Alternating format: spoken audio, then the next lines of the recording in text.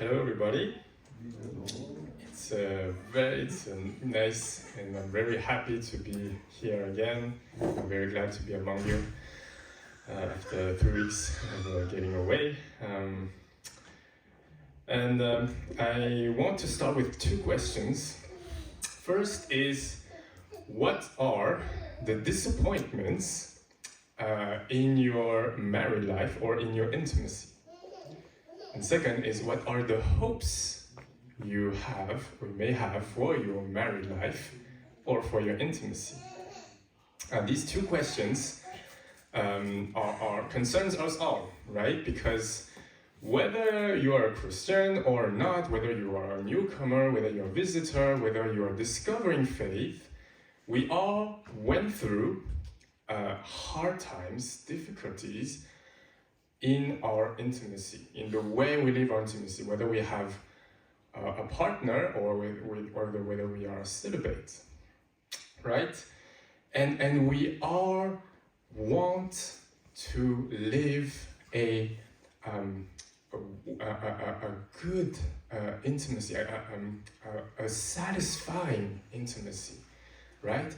This is not rooted in our nature. This is also rooted in culture. That's why there are all these movies, the Disney movies, where the charming prince not only saves the princess, but he marries her, right? We all love this kind of movie which ends well. And we don't want a movie, imagine a movie, a Disney movie with a strong, courageous prince who saved the princess, this final battle with the dragon, and then he defeats the dragon, and then he saves the princess, and then he puts her in a cab, and then he says, okay, just drive to the castle, I have things to take care of. I have a meeting in 10 minutes, that's all. Absolutely not. We don't want this kind. We like a happily ever after ending. We do want this for our marriages, for our love life, for our intimacy. And the reality, however, is that in our lives, in our marriages, it's often like this alternative ending, right? We do want a man or a woman who cherishes us, who promise to take care of us, and then after 5-10 years of marriages, what happens? Well, you have the bill to pay, you have to take care of the children, and then there's the teenage problems, and then etc., etc. Why? How is it that we come in here? Well, we are exploring these few weeks, a sermon series about the biblical view of on marriage and on intimacy. What does the Bible say about intimacy, about marriage?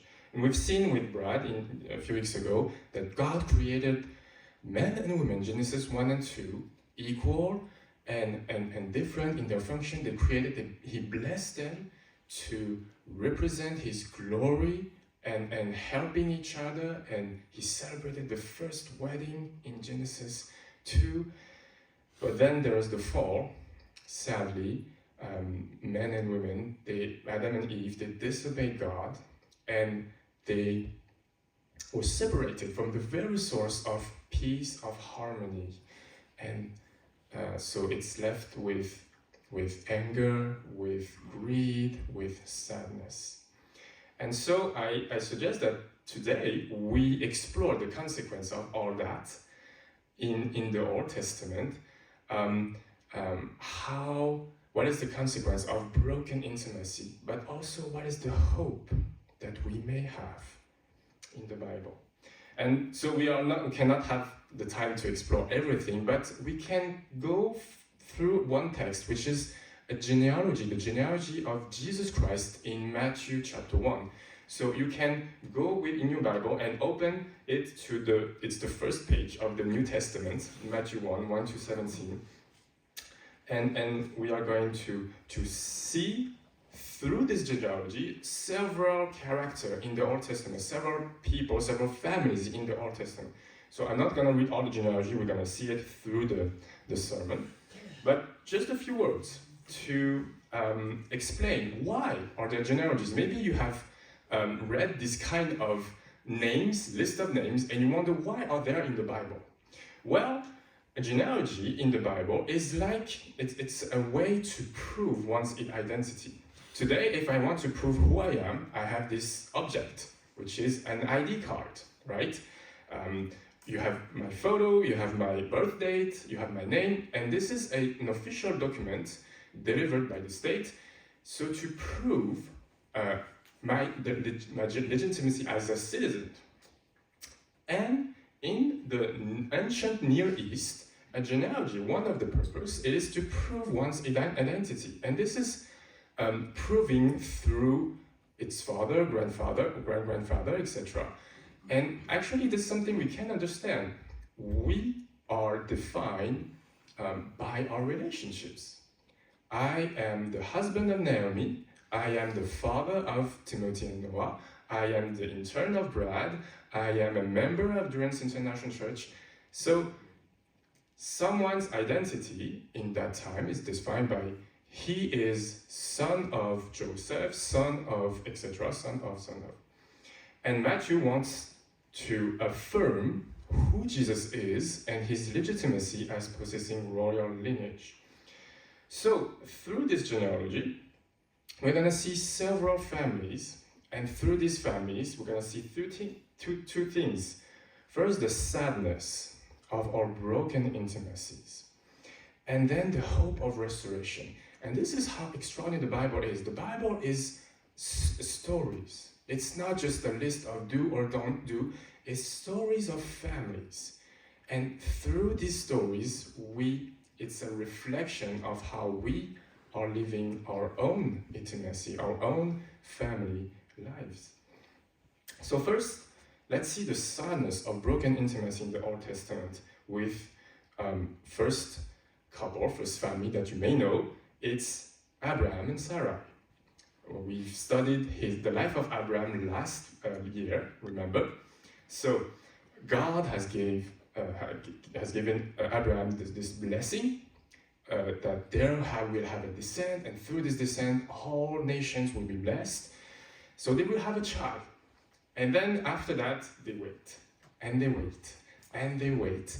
And then they become old, and Sarah cannot become pregnant, and they start to wonder, what's going on? And in Genesis 16, Sarai wants to use her own way to try to fulfill this promise. She took her slave Hagar, and she said to her husband, "The Lord has kept me from having children. Go sleep with my slave. Perhaps I can build a family through her." But what happens then? Hagar became pregnant, and then she began to despise Sarah. And so Sarah becomes very angry, very upset, and she says to Abraham, "You are responsible for the wrong I am suffering." And then how Abraham is replying, "Your slave is in your hand. Do whatever you want, think best." So what is this? This is Genesis 3, reenacting. Remember how Adam responded when God wanted to ask him what did he do? "This is the woman you have put in my side." And this is our broken marriages. This is when, what do you do? What do you do when the things in your life do not go the way you expect them to go? What happens when you are expecting something, you're waiting for something, and it does not happen, and you're praying for that? And this is one of the temptations we may have. We want to use our own human plans or our own little strategy or do-it-yourself promise in order to do things on our own. And this is, Sarah was desperate. She knew that she may become pregnant, but she still doesn't see anything, and instead of trusting God, she decided to use her own strategy. And then this is the disappointment. This is the brokenness, the disappointment we may have in our marriages or in our celibacy life, what happens when the thing we expect does not happen? First family, then second one is Jacob, Rachel, and Leah. So Jacob is the son of Isaac, and Isaac is the son of Abraham, so it's 2 generations after Abraham. I'm not gonna explain the whole life of Jacob because we are going to study it in a few weeks from now. This next sermon series will be on the life of Jacob. So come back a few weeks later if you want the whole story. But in one word, Jacob's life is a complete misery. He rejected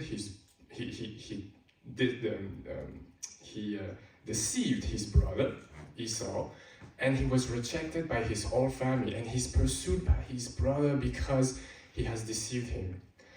And so he's alone, he's away from his country, and he comes from to the only relative that he has, his uncle Laban. And there he meets one of the daughters of Laban, Rachel, the most beautiful woman he has ever met. And he's so in love with her that he's ready to work 7 years to gain this woman. But then what happens on the wedding night? Laban, his uncle, took Leah to bring it to Jacob, and he does not know it because it's in the night, it's in the dark. And the morning came, and there was Leah. And so Jacob is very upset. He's like, "What is this you have done to me? I served you for Rachel. Why have you deceived me?" And so what does he do? He worked 7 other years, 14 years. Have you worked 14 years to gain your husband or your wife? Are you ready to spare to put aside 14 years of salaries to have your wedding? What is this telling us? It's telling that Jacob was deeply in need of love. He wanted to be loved, to love. He wanted desperately to be cared of, to have been loved, to be cherished. And he was pursuing love, absolutely. He was rejected by his family, and he was craving for love. And this is actually what we want, each one of us.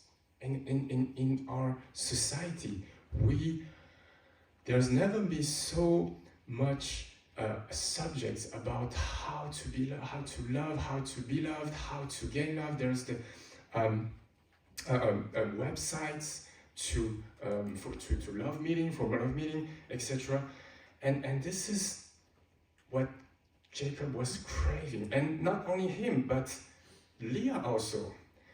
Leah is the one who is put aside, but she's still Jacob's wife, and this is what she said. And she is the one who became pregnant first. And the first thought she has when she gives a son is, surely my husband will love me now because I have a child. And then she conceives again. And then look what she's saying, because the Lord heard that I am not loved, he gave me this one too. And then another one, now at last my husband will become attached to me. So Leah wanted to be loved. She was pursuing her husband's love. And she thought that because she could have children, she would be able to gain her husband's love. And then Rachel also, after that you can read in Genesis 30, Rachel, there's a toxic competition between Rachel and Leah. And Rachel, she wants to become a mom, and through this pregnancy, through this maternity, she thought she could finally be recognized. What is this telling us? Well, verse 25 of Genesis 29 is telling us one of the saddest and central truths of our human condition. When morning came, when after the wedding, after all the hope, after all the expectation of love that Jacob put into Rachel, there was Leah. This is telling us that our lives are made of disappointments. If you expect to be loved, to be fulfilled, to have all your desire to be completely fulfilled out of the love of your spouse, out of love, out of human love, in the morning, it will always be Leah. You and I we will be disappointed. We are putting our hopes. And even if we are celibate, we can say, the day I meet the one, the day I will meet someone, all my problems will be solved. But then the morning came, and it will be Leah. It will always be disappointment. So this is it. Disappointment when we are trying to take care of the things on our own. Disappointment when we are absolutely searching for love to be or fulfillment. And then also, in the third character, disappointment in our sexuality and in our confidence. And this is the story of King Solomon. Do you know who King Solomon is? He is the son of David. He is a big king. He has built the temple of God. And when God came to him to ask him, what do you want? God is asking Solomon, do ask me whatever you want. And what Solomon asks first is wisdom to take care of the kingdom, to rule the kingdom. So God not only gave him wisdom, but also power and wealth. He was the most powerful, the wisest, the richest king that ever existed.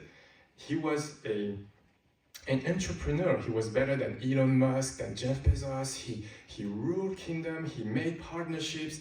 He was even a conference speaker. He wrote speeches like in Proverbs, like Ecclesiastes. But then, what happened in chapter 11 of 1 Kings? Solomon, however, loved many foreign women besides Pharaoh's daughter. Moabites, Ammonites, Edomites, Sidonians, and Hittites. They were from nations about which the Lord had told the Israelites, you must not intermarry with them because they will surely turn your hearts after the gods. What was the problem of Solomon? The problem is twofold. He marries foreign women and he worships foreign gods. And the problem is that he did not believe that there was a connection between the warning of God and the consequences. And I heard a commentator who used this illustration of a pair of dominoes. You know the pair of dominoes? When one falls, the second one will surely follow. Because they will surely turn your hearts after the gods. And so the deep problem of Solomon is that he thought he could handle that.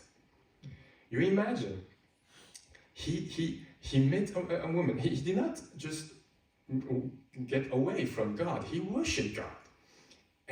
But then he worshipped also other gods. So this is the temptation we can say. It's that you can think it's to say, okay, I can handle that. I can be a Christian. I can go to church. I can read my Bible. I can pray. But I can also enjoy the things in this world.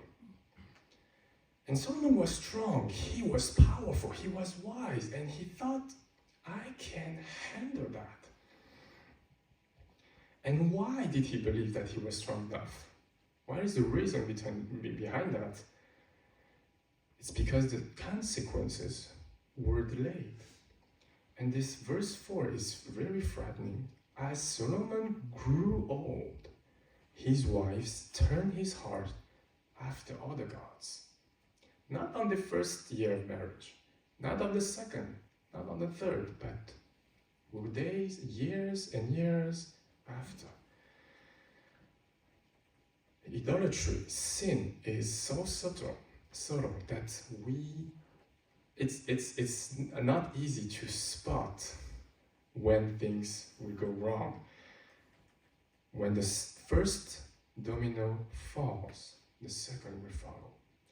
And the Solomon believed that the second one will never fall down. Imagine, he goes on a date with a girl. It's great, she's beautiful, she's nice, she's kind. It happens that she wants to go worship another god in another temple. It's okay. Go, and I'm going to stand outside, and then when you finish, we go and continue. And so then, at the wedding, I pronounce you husband and wife. No burning desire to go worship other gods.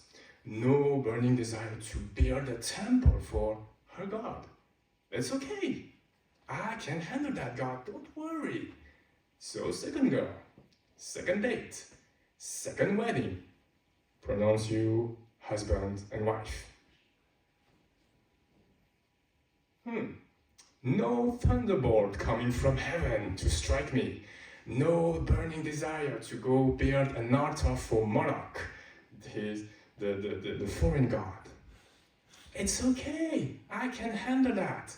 I'm fine, God. And so, third wedding, and fourth, and fifth, etc. Solomon had 700 wives and 300 concubines. You imagine, if you do the math, Solomon had a reign about 40 years. It means about one wedding every 3 weeks, if there's the same time spacing. So imagine he called the caterer, he said, hey, hello, it's me again, same as usual, it's okay. But you see, what's the problem? And this is what it's 3 warnings that's coming here. They will surely turn your hearts after the gods. And then his wife led him astray. He turned his heart away. And verse 4, his wives turned his heart after other gods. When the first domino falls, the second will surely follow. Of course, for you and me, we are not kings like that. We may not have this wealth, this power. And I hope that for those who are married, we don't have 699 wives hidden somewhere. But we do have families to run, to rule. We have marriages to grow. And our marriages are built day after day. And sometimes the temptation is that we run things on automatic mode. It's fine. My wife is fine. My husband is fine. The kids are growing. I'm working. I have all these things. It's good. We just eat together on the evening. It's fine. The first year, second year, third year, 10 years, 20 years. And then, second domino may fall. If we do not cultivate our love, our couple, regularly, the things may go astray. And now for celibate people and for teens, I know there are some teens here, this is your moment. There are consequences when we decide to choose a life partner that does not know the Lord. Let's not underestimate the power of idolatry. In the movie Lord of the Rings, maybe you know it, written by Tolkien, which was a believer, Frodo had to destroy the unique ring. And he feels very unadapted, so he asks Gandalf to help him, and he wants to give the ring to Gandalf. And Gandalf is a very powerful man, he's a very wise man.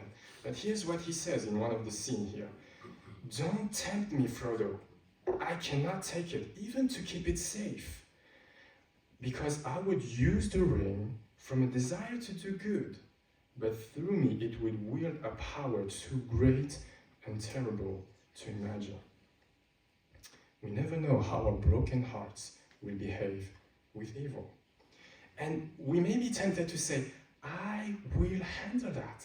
I will do good. I will bring this girl or I will bring this boy to church. I will share the gospel with him. I will convert him. But you never know how this relationship may wield a power too terrible for you to handle. And if Solomon, the greatest and wisest of all kings, fall so far and so wrong, how do you think it's going to be with you? We don't plan for inappropriate relationships. We intend to keep the second domino standing. We think that God is just bluffing when he says that the first one is close enough to topple it. So here's the catastrophic painting of our broken hearts, our broken intimacy. Do you still have hope? Well, you should, because if we come back to this genealogy in Matthew 1, we have this hope for redemption for our families. If we come back to this genealogy, what do you see? Is there something that strikes you in these names? If we live in 21st century, maybe not, but in the first century, these are the names that look very surprising to the people at that time. Tamar, Rahab, Ruth, and Uriah's wife, Bathsheba. Feminine nouns. In ancient Near East, in genealogies, there were never feminine nouns. So this is the first hope. God is pursuing men and women. And then if we look closer, who are these women? Well, they were prostitutes, Tamar and Rahab. They were strangers, Ruth, strangers from Israel, from God's promises. They were even adulterous women.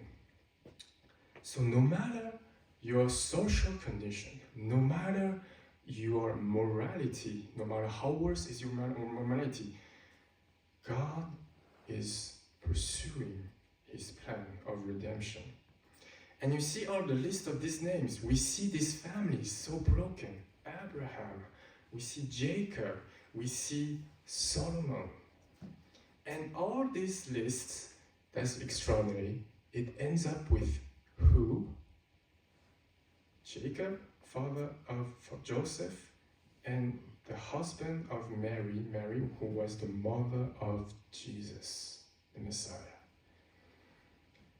This is saying that God has chosen to make his beloved son, to make the Messiah come out from this broken, hopeless, desperate lineage.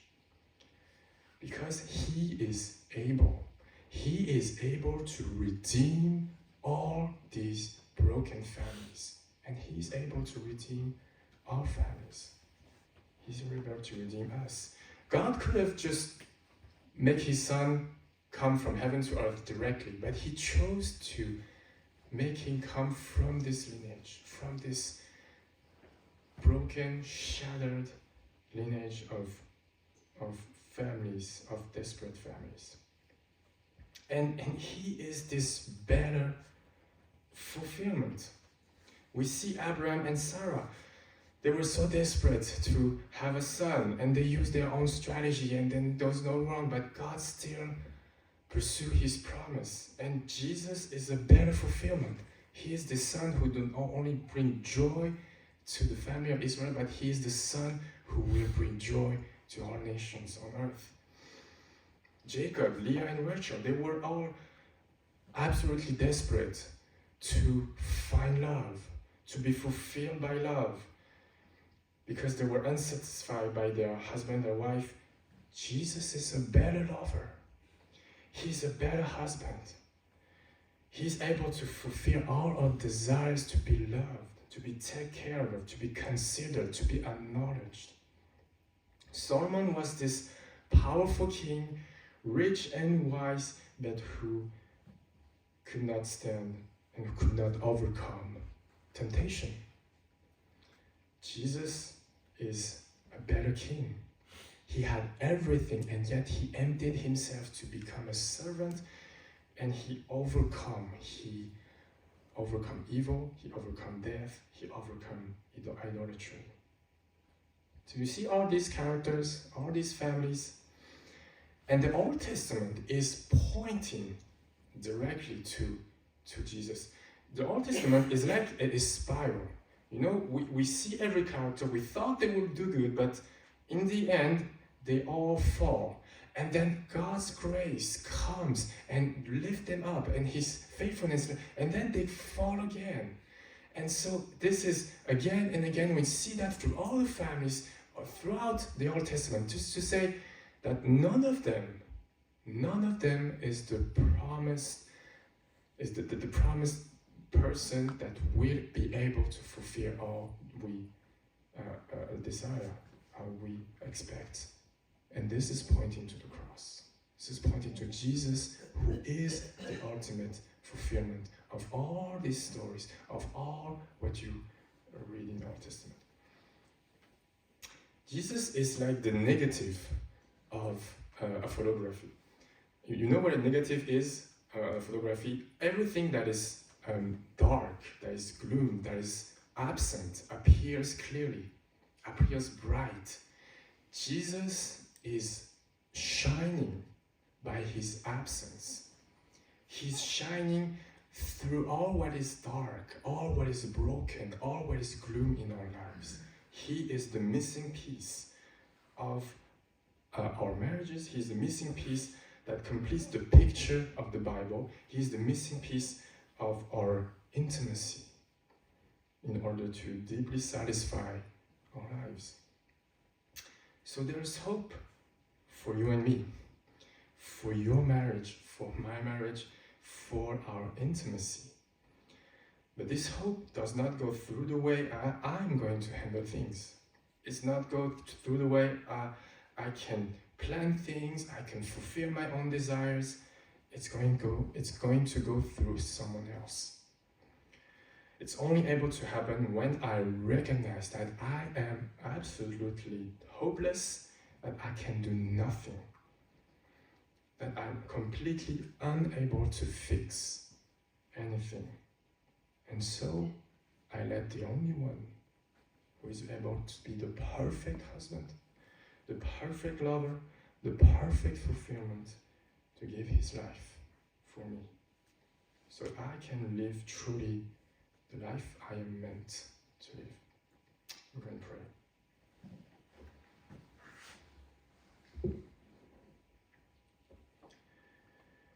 Our Father, thank you because you are faithful. You have been faithful since the beginning, since you created the world, since you created the first couple who betrayed you, and yet you did not cease to pursue us through history, through your people, through your promises. We see how broken our lives are, we see how broken our hearts are, how we want things, we expect things, we desire things that cannot completely satisfy us. And you have sent Jesus to be the only one who can completely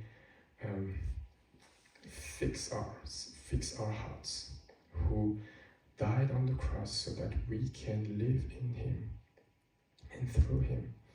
And He gives us this hope that we can have for our intimate life, for our marriages, in our celibacy. You, Jesus, is the one you gave us to be deeply and completely satisfied. In His name, amen.